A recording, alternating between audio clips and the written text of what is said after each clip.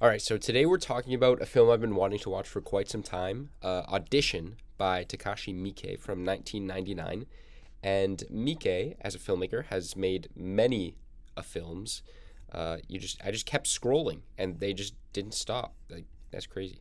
Quite a body of work. I have never seen any of his films. I've been meaning to see Ichi the Killer, and of course, I've been meaning to see Audition, which I just did. I finished it about an hour ago, so it's pretty fresh in my mind.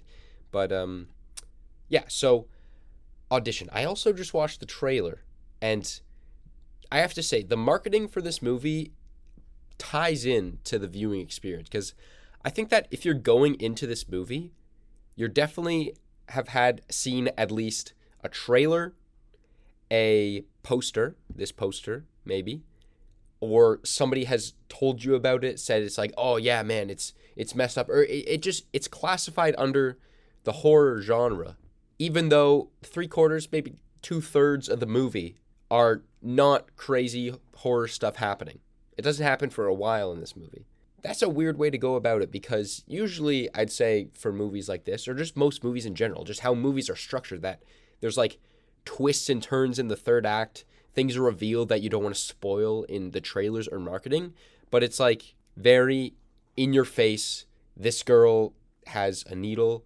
If you watch the trailer, it's like torture happening, and it's like that's crazy that that's the stuff that they're marketing, even though the first two-thirds of the film don't involve that whatsoever. I watched the trailer just now, and then having seen the movie an hour ago, it's like I'm trying to see how that would impact the viewing experience because I definitely have seen this poster before watching the movie, and I knew something was going to go down. And I thought like, oh, maybe when people watched it back when it came out back in '99, maybe they had the experience of going into it more raw. But I'm wondering, maybe the poster was like this in the first place for the 1999 release as well. That means that the filmmaker and just the producers and the marketing are just setting up that idea of violence before you actually go into the movie. It's just weird that that's just like a precept to watching the movie that everybody experiences. It's like, okay, we know that this girl eventually does some crazy stuff, but the first two-thirds of the movie, it seems normal. Because like if you didn't know any of that, you're just going along with the plot. It's a drama. But yeah, it's just a weird way of going about it. And I think as I think about the movie more, maybe I'll try to think about how it impacted a viewing experience and what just is the point of all that. Because in general, so I'll start off with just spoiler-free review talk. I love the movie. It was a great movie. It's exactly like the niche that I really like with Japanese cinema. I'm a very big fan of Kiyoshi Kurosawa, and so in this movie there are messed up characters as well, and it's just a fun ride in like what you it always goes from like just normal life, and then you're inserting this crime aspect to it, and it just flows so well. Yeah, so that's just a genre that I've been a fan of for a while, and it fit right into it. I think that the setup for this movie is a lot of fun. And so basically what you learn very quickly on is that our main character just had his wife pass away, so he's just living with his son and they have a good relationship. And they're like, "Oh, even the son says like, "Oh, dad, you should think about remarrying maybe, you'd be happier." And like a guy at work is like, "Hey man, you thinking of remarrying?" And then so once he confides in that guy at work, the guy at work, they work for a film studio, and they're like, oh, hey, you know what? Let's set up this audition for this movie that we're never going to make, and we'll just get a bunch of girls in the age range that you're looking for, which is quite younger than him. And yeah, we'll audition them, and you can pick one you like. Initially, setting up, it's like, yeah, that's quite a messed up thing to do.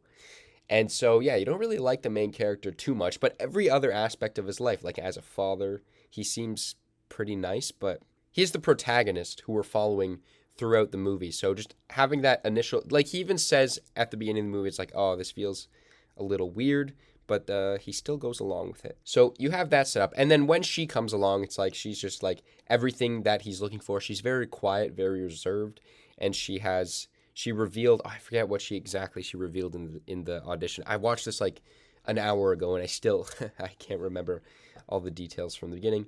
But she was very, oh yeah, it was that when she was, I don't know, she did ballet for 12 years, then got a hip injury, and then couldn't do ballet anymore. All he said was like, oh yeah, I really resonate with that. And then it sparked a romance that seemed too good to be true, which ended up, yeah, being too good to be true. And I think throughout the movie, there is quite a few like dream-like sequences, and I really like the editing of those. They were kind of adding a bit of slight horror elements throughout the movie until it gets to the end where it's a little more in your face. But yeah, there's some images in this film just that really strike you. It's like the cinematography isn't very glossy, and I don't think it needed to be for this movie at all. It was very like it was pretty rugged, and like you could tell that it was handheld. It was like it just wasn't as perfect and clean as you need as just some movies are. But I'm just saying that the style of the cinematography I think worked very well for this movie. It felt very like 90s, early 2000s, and that style of movie is really fun. So cinematography aside, I think the performances were also really, really good. I think, she is an absolute standout. What's her name? Sheena. Yeah, she was absolutely incredible in the movie. I think that her very inexpressive face throughout the entire movie. Yeah, I think a lot of this movie is just about, the objectification of women and him just choosing what he pleases, him being this like decently high up producer, it seemed like, at this studio, and just having his choice at whatever actresses come in. And I don't really know the exact like cultural significance this might have had in Japan in the late 90s, but there definitely could be some links there. I guess I should have looked into that if I wanted to make a point of it, but I'm just saying that, yes, that was very much a striking and very relevant part of this film, because in the end okay, so I think I'll go into spoiler talk now. So if you haven't seen the movie, I would highly, highly recommend it without watching the rest of this. But if we're looking into the fact that these characters are very much taking advantage of this woman, and that initially the way she's acting feels very too good to be true, and then when at the end it's revealed that she's just crazy and might want to torture him. All I'm trying to say is that the themes of her past trauma of abuse, of sexual abuse from her previous, whoever it be, probably the mentor, the ballet teacher, it seemed like, who just made her dance and was sexually abusive. Yeah, that could come back. And it seems like that was all she knew for that time, and she has taken it upon herself to be seeking revenge on just guys who act like that, act very predatory like that, no matter the cost. And it is traumatic to her, but it's interesting the link that he was torturing her with these molten, burning hot metal, and then she takes it to the next level with, cutting off feet and sticking these wires. And I think the striking thing to everybody in this film is the last sequence. Yeah, it's hard to pinpoint the exact moment that it went into the third act because it's very dream sequence, jumping forward and back in time. I think it was either when he was in bed with her, he wakes up, and then she disappears. Because at that point in the film, she had been too good to be true. She had just been everything that he'd wanted. They gone on vacation together. And then finally, she's left. And now he doesn't actually know what's up with her. He can't contact her or anything. And then it starts to get more dream sequency, because I'm pretty sure it goes from that to running back to a scene where they were having dinner together, and it jumps right to that, and it's like, oh, we've already seen this dinner before, but the conversation's different.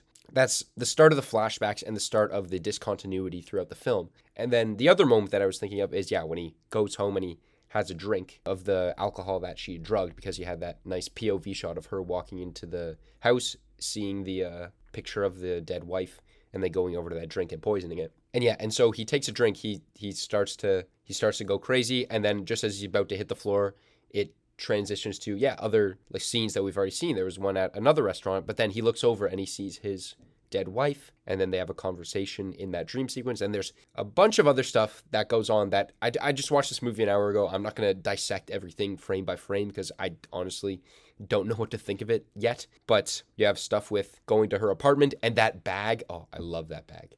Now that I think of it, because they set up that her sitting by the phone with that bag just in the background and starts moving, it was so good.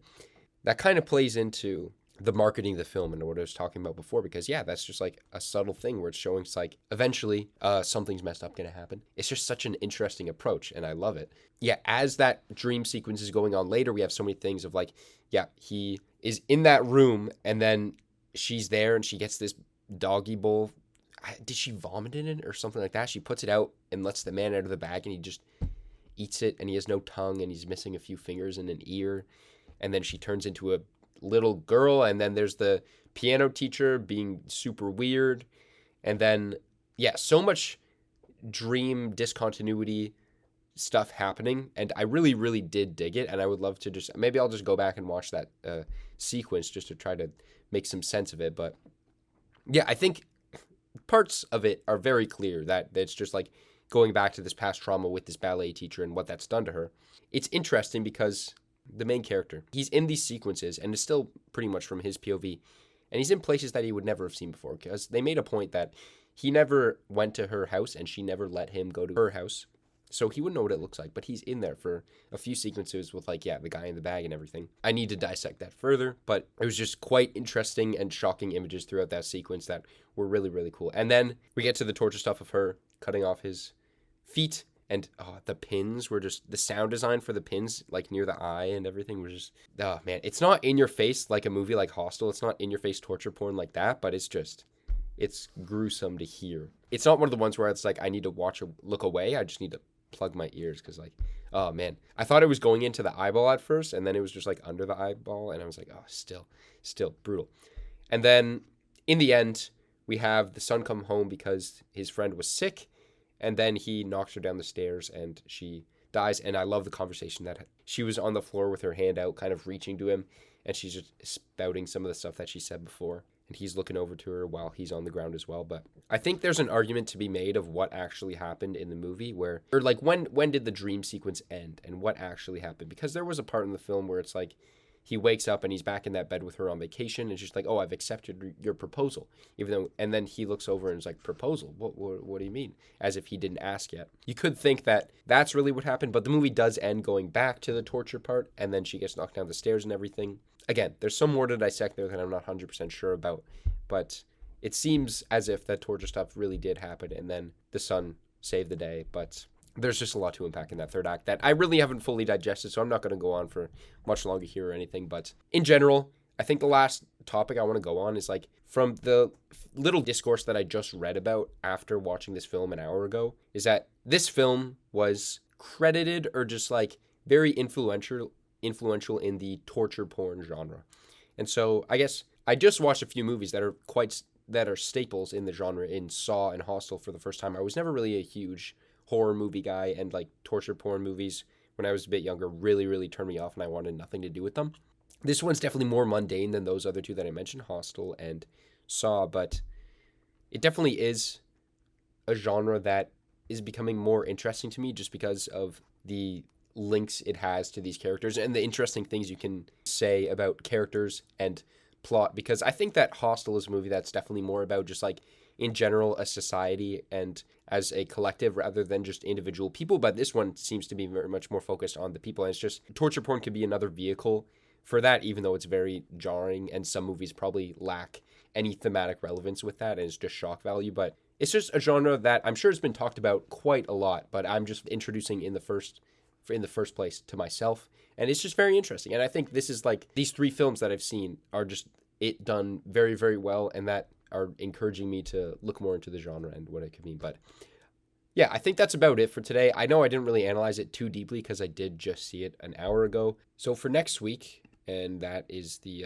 24th of October, we'll watch Dark Encounter. So sci-fi, of course, my favorite genre, and it is Spooktober, so it does have some horror elements to it. I don't know too much about it, but hey, I'm excited to see it. I know it doesn't have the craziest reviews, but I'll watch anything sci-fi. It seems to be low key, lower budget, and it's not too long, so yeah, should be fun.